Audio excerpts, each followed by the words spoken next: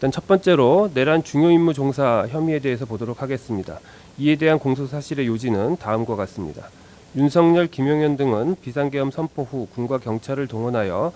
우선 국회를 봉쇄하고 장악하여 비상계엄 해제 요구안 의결을 저지하는 등 국회를 무력화시킨 다음 비상입법기구를 창설하고 선관위를 장악한 후 부정선거 및 여론조작 관련 증거 확보를 내세워 법률상 근거 없이 선관위에 전산자료를 영장 없이 압수하고 제1야당인 더불어민주당 당사와 등록된 여론조사기관인 여론조사꽃 사무실 등을 장악하는 한편 포고령에 근거하여 국회의원, 정치인 등 주요 인사와 선관위 관계자들을 영장 없이 체포 구금하고 MBC, JTBC, 한겨레, 경향신문 등 정부의 비판적인 입장을 취하는 언론사에 대한 봉쇄 및 단전 단수 조치를 하려고 계획하였다. 이와 같은 모의에 따라 윤석열, 김용현 등은 2024년 12월 3일 22시경을 기하여 전국에 비상계엄을 선포하기로 하고 사전에 국무총리, 법무부 장관, 행정안전부 장관인 피고인, 통일부 장관, 외교부 장관, 국가정보원장만을 대통령실로 불러 피고인에게 국회, 선관위, 민주당 당사, 언론사 등 주요 기관에 대한 시간별 봉쇄 계획 및 특정 언론사 단전 단수 조치 지시가 담긴 비상계엄 관련 문건을 한덕수와 조태열에게도 각 해당 비상계엄 관련 문건을 각각 건네주는 등으로 비상계엄 선포에 따른 조치 사항을 지시하였다. 이후 윤석열, 김용현은 기획재정부 장관, 농림축산부 장관 등 국무위원을 추가로 소집할 것을 지시하였고 22시 16분경 국무회의 구성원 11명이 모이자 국무위원들에게 미리 준비한 계엄 선포문 사본을 나눠주며 비상계엄을 선포하겠다고 통보한 후 대접견실에서 나와 대국민 담화를 발표하고 비상계엄을 선포하였다. 이후 김용현은 미리 작성하여 가지고 있던 포고령을 계엄 사령관에게 건네주면서 이를 발령하라고 지시하였고 이에 따라 박안수는 23시 23분경 포고령을 발령하였다. 피고인은 비상계엄을 선포한 윤석열은 비상계엄을 선포한 22시 27분경부터 다음날 04시 26분경 비상계엄 해제를 발표할 때까지 군인과 경찰 공무원 등으로 하여금 국회를 봉쇄하고 국회, 선관위의 과천청사, 관악청사, 수원선거위원회, 선거연수원, 민주당 당사, 여론조사꽃을 장악하며 포고령에 근거하여 국회의원, 정치인 등 주요 인사와 선관위 관계자들을 영장 없이 체포 구금하고 부정선거 및 여론조작 관련 증거 확보를 구실로 내세워 법률상 근거 없이 선관위의 전산자료를 영장 없이 압수하며 군 병력을 국회의사당에 침투시켜 국회의원들의 비상계엄 해제 요구안에 의결을 저지하고 국회를 무력화시켜 헌법기관인 국회 및 선관위의 권능 행사를 불가능하게 하고 정부의 비판적인 입장을 취하는 특정 언론사에 대한 봉쇄 및 단전 단수 조치를 함으로써 헌법 또는 법률이 정한 절차에 의하지 아니하고 언론 출판 자유 등을 침해하려는 국헌 문란의 목적으로 국군 방첩 사령부 등 무장 군인 1,600여 명과 경찰관 약 3,790명 등을 동원하여 국회, 선관위, 민주당 당사, 여론조사꽃 등을 점거, 출입 통제하는 등의 방법으로 강압하여 한 지역에 평원을 해하는 폭동을 일으켰다. 피고인은 이와 같이 계엄 선포 당일 대통령실에 도착하여 윤석열로부터 오늘 밤 비상계엄을 선포하겠다는 취지의 말을 듣고 김용현을 통하여 국회, 민주당사 등 주요 기관 봉쇄 계획 및 특정 언론사에 대한 단전 단수 조치 지시 문건을 받아 이에 관한 지시를 받은 후 이를 이행하기로 마음먹고 비상계엄이 선포된 후 국회 주변에 서울 경찰청 소속 기동대가 배치되어 국회를 통제하고 포고령이 공포된 상황에서 23시 34분경 서울 정부청사 12층에 있는 본인의 집무실에서 경찰청장이 조지호와 통화한 이후 계속하여 23시 37분경 소방청 상황 판단 회의를 주재하고 있던 소방청장 허석권에게 전화하여 특별한 사건 사고에 소방이 출동한 것이 있는지 소방청이 단전 단수 요청을 받은 것이 있는지를 묻고 한겨레, 경향, MBC, JTBC, 김어준 뉴스공장에 24시에 경찰이 투입된다. 연락이 가면 서로 협력해서 적절한 조치를 취해라 라는 취지로 말하며 특정 언론사 단전 단수에 대한 협조를 지시하였다. 이로써 피고인은 윤석열, 김용현 등과 순차 공모하여 윤석열로부터 받은 국회 등 주요 기관 시간대별 봉사 계획 및 특정 언론사 단전 단수 조치 지시를 소방청장에게 전달하면서 소방청으로 하여금 경찰과 협력하여 특정 언론사 건물 5곳에 대한 단전 단수 조치를 시행하도록 지시함으로써 위 내란 행위에 대한 주요 임무를 종사하였다. 이러한 공소 사실에 대해서 피고인 및 변호인의 주장 중에 공소장 일본주의 위배에 대한 주장을 먼저 살펴보면, 피고인 및 변호인은 이 사건 공소장에는 피고인이 관여하지 않은 비상계엄 및 내란 행위에 대한 상세한 기재가 있고, 피고인에 대한 공소 사실과 직접적인 관련이 없는 부분이 다수 기재되어 있으며, 여러 관계자들의 행위를 연결하여 기재함으로써 법관으로 하여금 불필요한 선입견이나 예단을 가지도록 하고 있어 공소장 일본주의에 위반된다라는 취지의 주장을 하고 있습니다. 이 사건 공소 사실에 구속요건적 행위에 해당하는 사실 이외에 사건의 배경, 전제 사실, 공모에 이르게 된 경위 등 다소 장황하게 기재되어 있는 부분은 있으나, 이 사건 공소 사실 중 내란 주요 임무 종사 부분은 윤석열을 우두머리로 하는 내란죄를 전제로 하는 것으로서 집합범인 내란죄의 특성상 피고인의 행위만을 단일 범죄나 사건으로 특정하기 어렵고, 피고인을 비롯한 내란 우두머리 및 여러 주요 임무 종사자들의 행위를 기재해야 할 필요성이 있으며, 이 사건 공소 사실의 적용 법조 및 죄명에 의하면 피고인에 대한 공소는 내란 중요 임무 종사, 직권남용 권리행사 방해, 위증 등에 대해서만 제기된 것이 분명하다는 점을 종합하여 보면, 이 사건 공소장 기재가 법관에게 예단을 생기게 하여 범죄 사실의 실체를 파악하고 심증을 형성하는 데 장애를 일으킬 정도에 이르렀다고 보기는 어렵습니다. 그래서 이에 대한 주장은 받아들이지 않습니다. 다음으로 피고인에 대한 내란 주요 임무 종사 성립 여부에 대한 판단을 하기에 앞서서 윤석열과 김용현 등의 내란죄 성립 여부를 살펴보면, 이 법원이 적법하게 조사하여 채택한 증거들에 의하면 다음과 같은 사실이 인정됩니다. 윤석열은 계엄 당일 19시경부터 19시 30분경 사이에 김용현과 함께 대통령 안전 가옥에서 조지호 김봉식을 만났고, 그 자리에서 동석한 김용현은 윤석열이 지켜보는 가운데 조지호 김봉식에게 계엄군의 출동 시각과 출동 장소를 의미하는 22시 국회, 23시 민주당사 등과 같이 기재된 문건을 교부하였습니다. 이후 서울경찰청으로 복귀한 김봉식은 19시 50분경 여의도 인근에 배치된 경찰 기동대 현황을 파악하였고, 20시 07분경 조지호에게 전화를 걸어 여의도 인근에 4-5개의 기동대가 있다고 보고하였으며, 서울경찰청 경비부장을 통해 광화문 타격대에 여의도 배치를 지시하였다. 윤석열이 22시 27분경 비상계엄을 선포하자 조지호와 김봉식은 22시 30분경 경찰 300여 명을 국회 주출입문 및 담장 중심으로 배치하였고, 조지호가 22시 45분경 김봉식과 통화를 통해 국회 출입 차단을 지시하자 22시 47분경부터 국회 출입이 전면적으로 차단되었다가 23시 07분경 국회의원, 보좌관, 국회 직원 등은 신분 확인을 거쳐 출입하도록 하였다. 조지호는 23시 23분경 포고령 발령 사실을 알게 되었고, 윤석열로부터도 23시 28분, 30분, 34분에 걸쳐 전화를 받아 국회 통제와 관련된 지시를 받았다. 결국 23시 37분경부터 다음날 01시 45분경까지 국회의 출입이 전면적으로 차단되었다. 또한 김용현의 지시를 받은 육군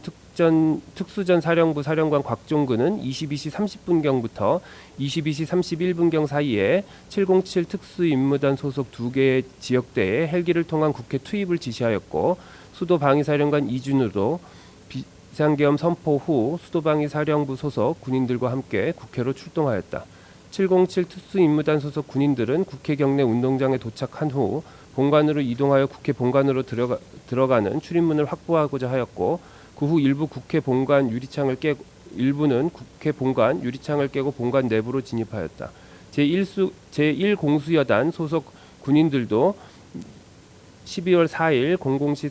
30분경 국회에 도착하여 그 무렵 국회 경내로 진입하였다. 한편 윤석열은 2024년 12월 4일 00시 30분경 곽종근에게 전화를 걸어 아직 의결 정족수가 채워지지 않은 것 같다. 문을 부수고 들어가 안에 있는 인원들을 밖으로 끄집어내라 라는 취지로 지시하였고, 이진우도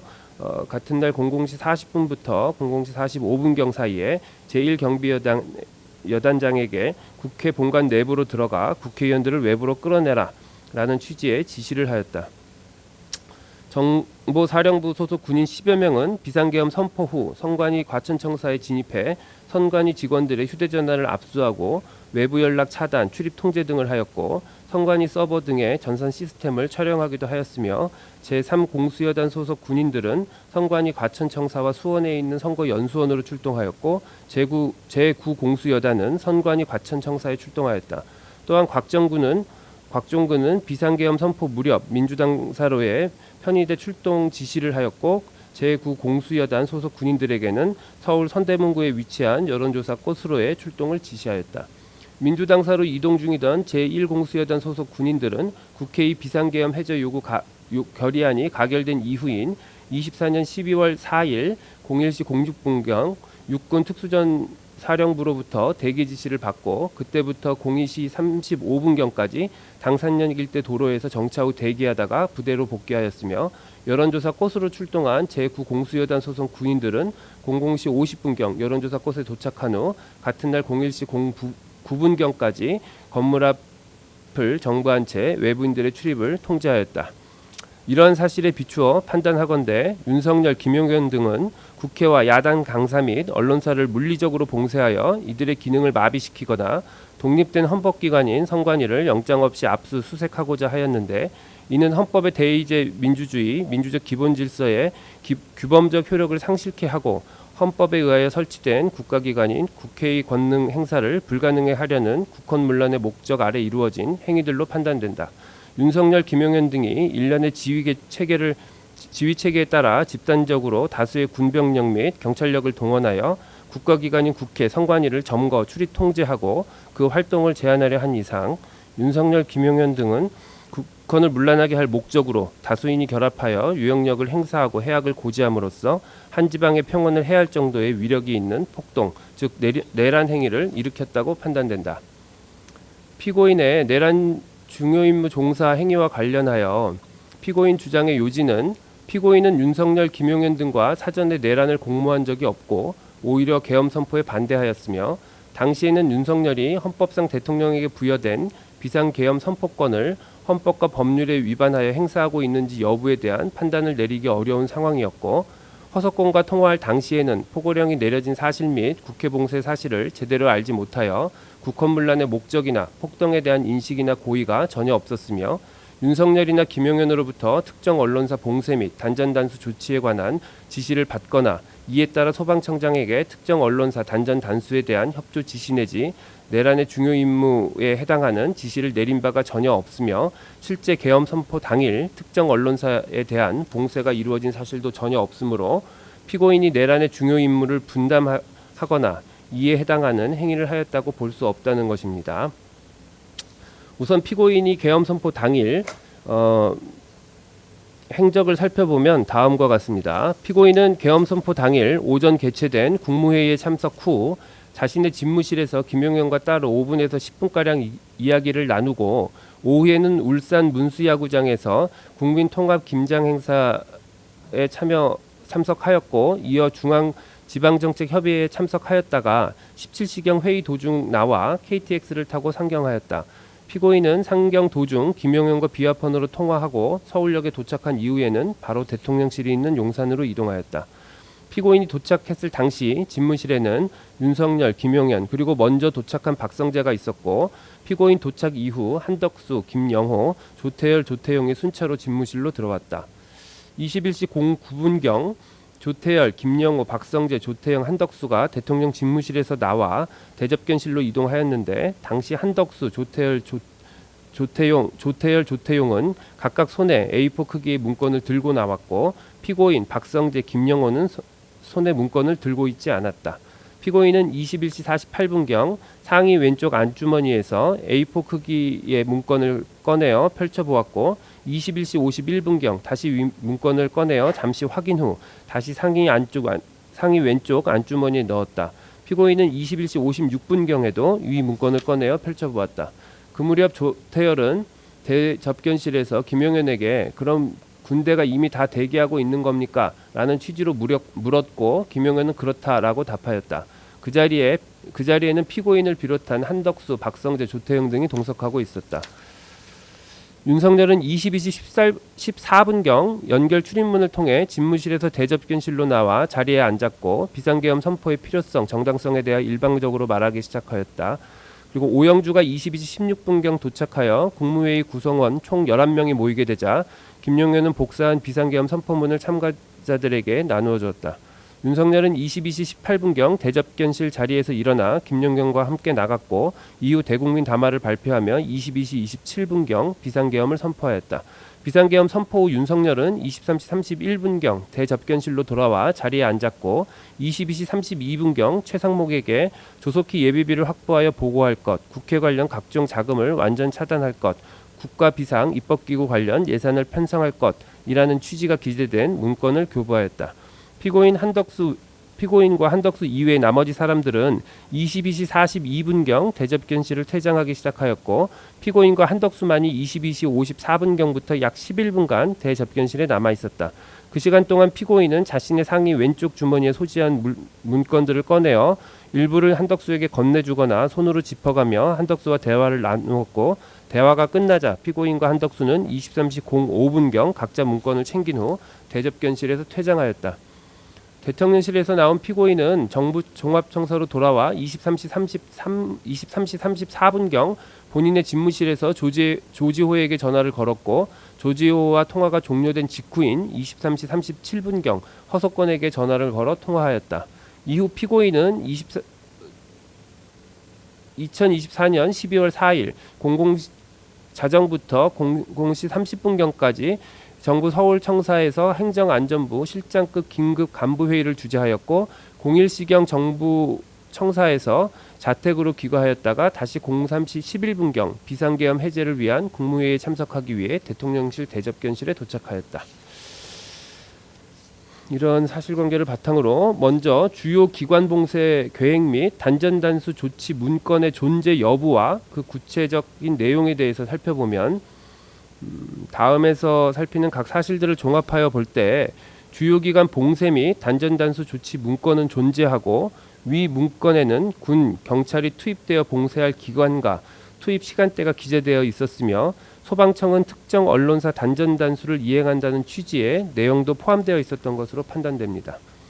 우선 김용현은 2025년 10월 23일 헌법재판소에 윤석열 대통령 탄핵 사건의 증인으로 출석해서 제가 비상계엄을 주도하는 주무장관으로서 윤석열의 지시에 따라 국무총리, 기획재정부 장관, 외교부 장관, 행정안전부 장관, 경찰청장에게 건넬 협조사항 문건을 작성하였고 준비한 문건은 총 6에서 7장 정도이다. 조지호 김봉식에게 건넨 문건에 22시 국회, 23시 민주당 당사 이런 내용이 적혀 있었는데 앞의 숫자는 시간을 의미하고 정확히는 기억나지 않지만 뒤에 장소에 민주당 당사, 선관위, 국회, 방송사, MBC, 여론조사 꽃 등이 적혀 있었다. 행정부 장관의 문건에 있는 내용은 경찰청장에게 건넨 문건과 똑같은 내용이다 라고 진술하였다.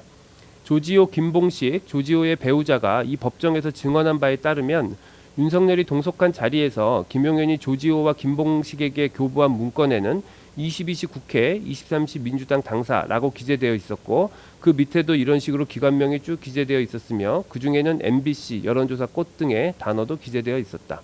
피고인도 이 법정에서 대통령실 집무실 원탁위에 소방청 또는 소방청장, 24시, 단전 단수, JTBC, MBC, 한겨레, 경향신문 등의 단어가 기재된 문건을 보았다라는 취지로 진술해서 단전 단수를 지시하는 내용의 문건의 존재 자체는 인정하고 있고 그 내용은 김용현, 조지호, 김봉식 등의 진술과도 일부 일치한다. 조지호, 김봉식은 비상계엄 선포 무렵 국회 주변에 경찰 기동대를 배치하고 비상계엄 선포 후 국회의원 등의 출입을 제한하였으며 김용현의 지시로 군인들의 국회 경내 및 본관에 김용현의 지시로 군인들이 국회 경내 및 본관에 진입하였을 뿐만 아니라 선관위 과천청사, 관악청사, 수원선거연수원, 민주당 당사, 여론조사 꽃에도 출동한 바 있다. 여기에다가 윤석열, 김용현은 경찰력이 주로 투입되고 군 병력은 숙련된 간부 위주로만 투입하기로 계획하고 있었다는 취지로 진술하고 있는 점, 김용현은 병력을 투입할 우선순위는 국회와 선관위였고 민주당 당사와 여론조사 꽃은 우선순위에서 떨어지는 곳이었다. 여기는 병력이 제한되다 보니까 시간을 봐서 병력을 투입하는 걸로 그렇게 생각하고 있었다 라고 진술하기도 한 점을 더하여 볼 때 결국 주요기관 봉쇄 계획 및 단전단수 지시 문건은 윤석열, 김용현 등 내란 집단의 내란 행위에 대한 구체적인 실행 계획에 해당하고 비상계엄의 선포 및 이에 따른 구체적 폭동 행위의 전개 과정을 종합하여 볼 때 실제 내란 행위 과정에서도 위 문건에 기재된 내용이 상당수 이행되었거나 적어도 실행의 착수에 이르렀으므로 위 문건은 존재한다고 판단된다.